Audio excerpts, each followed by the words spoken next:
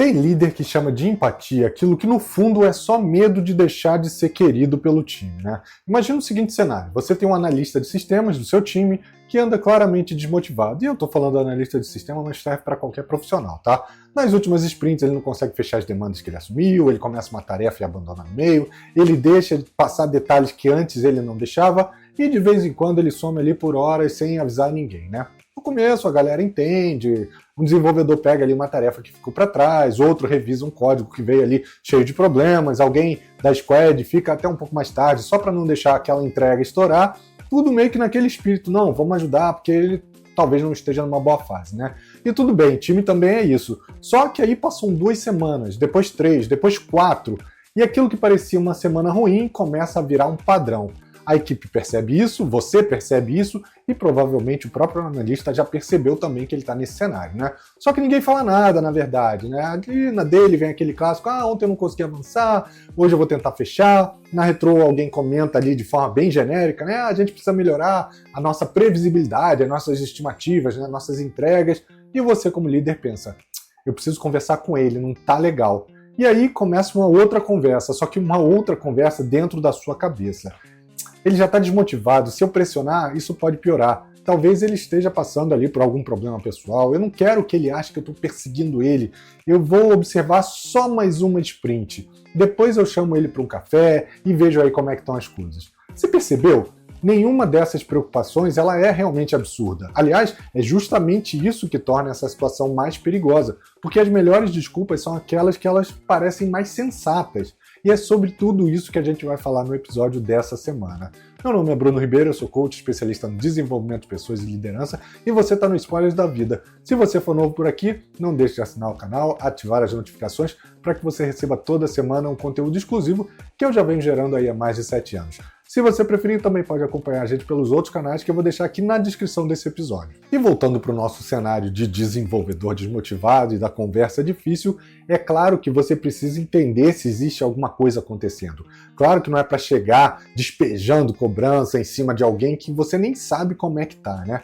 Mas existe uma grande diferença entre tentar entender o contexto e usar o contexto para não falar sobre o problema. E é aí que muito líder acaba se perdendo, acaba escorregando, né? Ele marca ali um one-on-one, ele pergunta da família, ele pergunta se tá tudo bem, ele diz que percebeu que a pessoa tá ali um pouquinho diferente, aí o cara fala que realmente tá cansado, que perdeu um pouco a motivação, que anda com algumas coisas na cabeça, né, sobrecarregado, e pronto. O líder sai da conversa pensando, beleza, agora eu entendi. Só que entender não resolve problema nenhum, né? A sprint seguinte continua atrasando, os colegas continuam cobrindo o que esse cara não está entregando, a qualidade continua caindo, só que agora você tem uma justificativa emocional para não tocar naquele assunto com mais firmeza. É quase que como se compreender a causa eliminasse a necessidade de tratar a consequência. E você sabe que não é bem assim, né? E nada disso elimina nada, né? Você pode acolher a pessoa sem esconder o problema. Empatia não é fingir que o problema deixou de existir só porque agora você entende de onde ele veio. Você pode entender por que alguém não está ali entregando e ao mesmo tempo deixar claro que daquela forma não dá para continuar. As duas coisas cabem nessa conversa. Talvez o problema esteja justamente aí. A gente começou a achar que empatia e cobrança são como lados opostos, e não são. Você pode dizer, cara, olha, eu percebi que você não está bem e eu quero entender como é que eu posso te ajudar, mas eu também preciso ser transparente com você. Nas últimas 3 sprints, as suas entregas elas foram bem ruins, bem abaixo do combinado, e isso está sobrecarregando o restante do time. Olha como muda, não tem humilhação, não tem ataque, não tem julgamento, você não está dizendo, você está acabando com o time, você está fazendo teatrinho. O problema não é esse, o problema é que você trouxe clareza. Só que colocar o problema na mesa significa correr um risco. A pessoa pode não gostar de você ou não gostar dessa situação. E ela pode ficar séria, ela pode ficar incomodada, ela pode responder de um jeito mais defensivo, né, mais reativo, ela pode terminar a conversa sem mandar uma mensagem, poxa, muito obrigado pelo seu feedback, foi muito importante para mim. E talvez seja exatamente isso que alguns líderes estão evitando. Eles querem aplausos, eles querem que a conversa sempre acabe com um agradecimento. E você não controla a reação de quem recebe o feedback. O seu trabalho é ser justo e respeitoso. Não é garantir que todo mundo saia da conversa gostando de você. Você é responsável pela forma como você fala, pela justiça, pela forma de cobrança, pelo respeito e pela abertura que você vai ter para ouvir o outro. Mas você não controla a reação do outro. E pode ter certeza que você nunca vai controlar a opinião de todo mundo e que todo mundo tem sobre você. E te digo mais, se você tentar, pouco a pouco você vai deixar de falar o que precisa ser dito e vai passar a falar aquilo que mantém você mais confortável nessa relação. Parece até cuidado, apreço, mas muitas vezes é só medo. Medo de conflito, medo de ser considerado exigente demais, medo de ouvir ali pelos corredores, nossa, fulano depois que virou gestor, tá daquele jeito, né? E olha como isso é curioso. A pessoa recebe uma promoção para assumir mais responsabilidade e depois passa boa parte do tempo tentando provar que continua sendo exatamente a mesma pessoa que antes. Isso não faz o menor sentido. Tentar provar que você ainda está sendo ali da galera, parceiro, aquele gestor que ninguém considera como chefe. Só que existe uma hora em que você precisa parar de tentar ser o líder que todo mundo gostaria de encontrar num happy hour e começar a ser o líder que as pessoas precisam encontrar numa conversa difícil.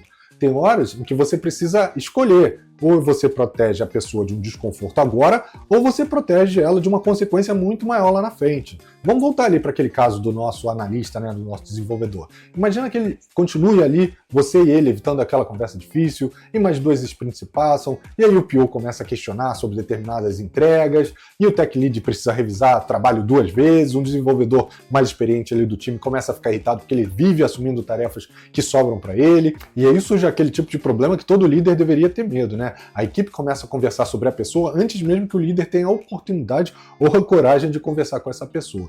No café aparece, pô, cara, tá complicado trabalhar assim. Você viu aquele cara, de novo sobrou pra gente. Na reunião ninguém fala nada diretamente, mas você sabe que o clima muda, né? E aí começa a ser aquela sessão de vamos esfriar essa pessoa, né? Vamos deixar ele de lado das demandas mais importantes, porque ninguém confia tanto que ele vai entregar, ele talvez nem saiba direito o que está acontecendo, e esse aí é o ponto. Às vezes o líder acha que está sendo bonzinho porque ele não expôs a pessoa, mas ninguém está falando em expor. A gente está falando aqui em ser claro com ela, são coisas completamente diferentes. A pior surpresa é descobrir tarde demais que todo mundo já sabia, e principalmente seu líder já sabia, né? E aí, se o profissional descobre o tamanho do problema só na avaliação, provavelmente o feedback chegou tarde demais. Vem aquele ciclo de avaliação de desempenho, e imagina que você deixou de dar essa clareza para ele durante os 3 meses, né, que se passaram.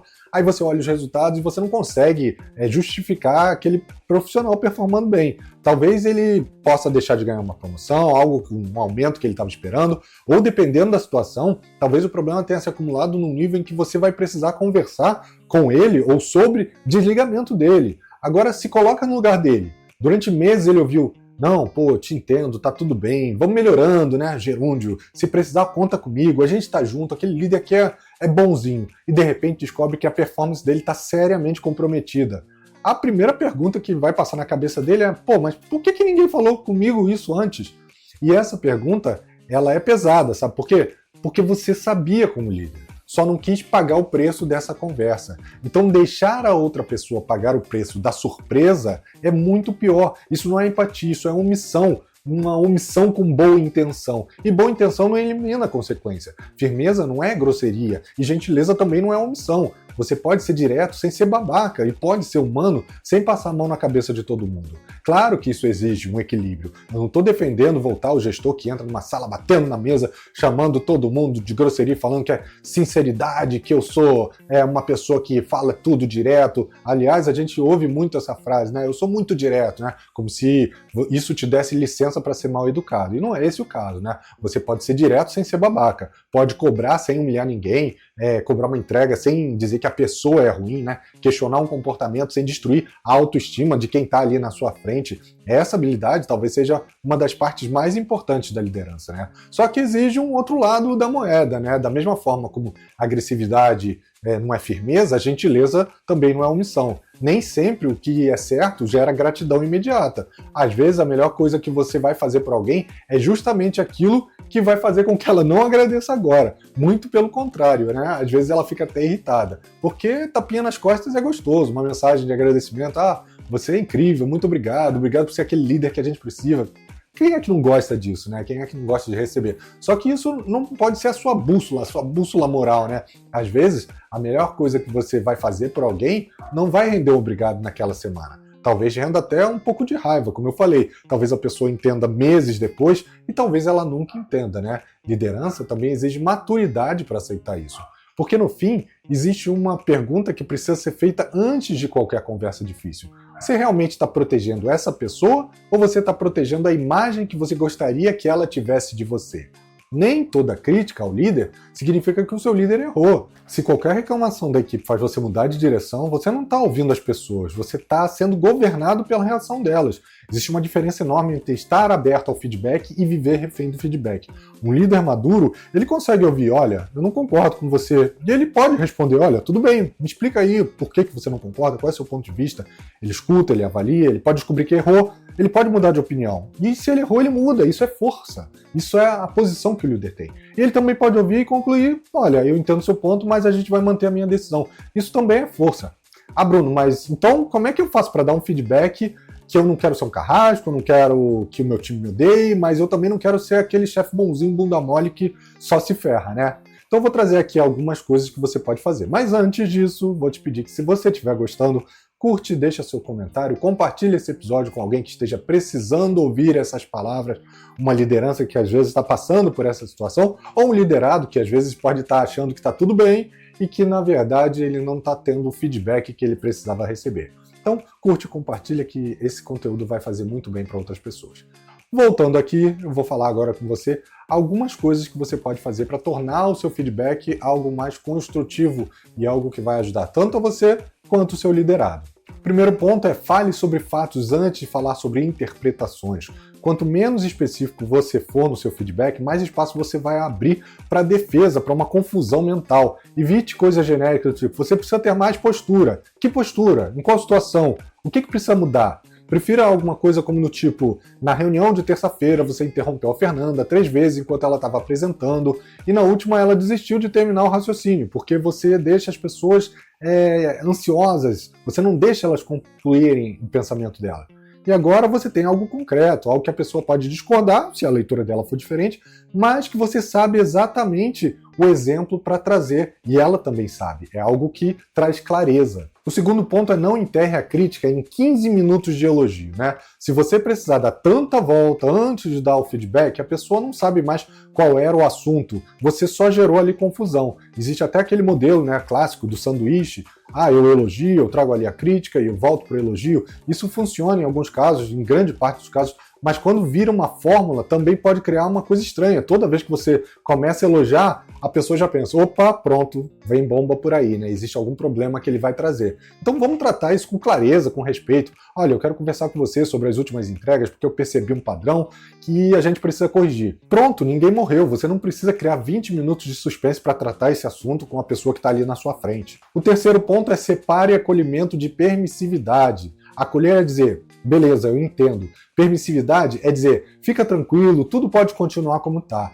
Olha, você pode entender que alguém está cansado, pode entender o erro, pode aceitar que a pessoa teve ali uma semana péssima, mas você precisa perceber quando a exceção vira uma rotina, uma regra. Então se pergunta aí, esse comportamento, se ele continuar por 3 meses, como no exemplo que eu trouxe, isso vai ser aceitável? Se a resposta for não, provavelmente existe ali uma conversa que você precisa ter agora e não daqui a 3 meses. O quarto ponto é coloque um prazo para essa mudança. Feedback sem acompanhamento vira só uma conversa interessante. Ah, a gente conversou sobre isso, vamos marcar lá do Carioca, né? Vamos marcar, ninguém marca nada, né? Se você disse que algo precisa melhorar, combine quando vocês vão olhar aquilo novamente. Nas próximas 2 sprints eu quero acompanhar a previsibilidade das suas entregas com você, tá tudo bem?